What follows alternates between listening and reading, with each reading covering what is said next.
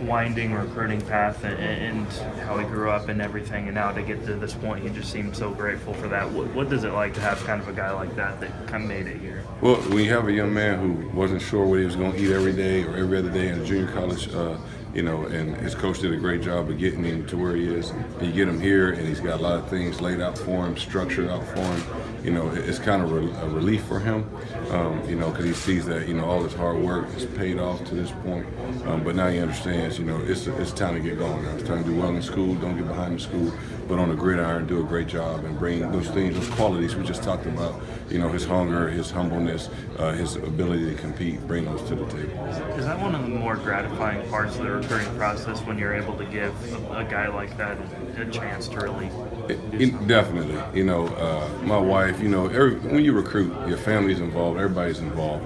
And, my wife and I, we got close to Lonnie and his mom, Nora.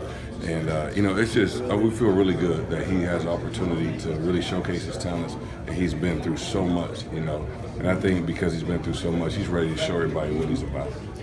He called you and Coach Marrow both kind of father figures. How much is it this building a family environment in recruiting?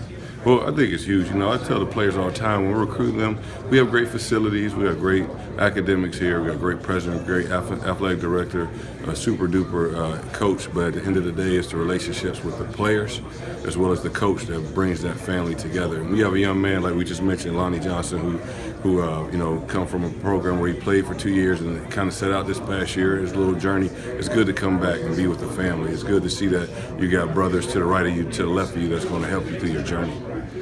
When you're recruiting, kind of guys that are athletes, what's the struggle between the staff? Like, is he going to be a wide receiver? Is he going to be in the secondary? We identify, a little early on, what position, what our need is, where we want to place those guys. We have no problem, myself in particular, if I have a young man that's playing well, but he may be able to get a little more playing time or help us as a team at another position, we're all for it.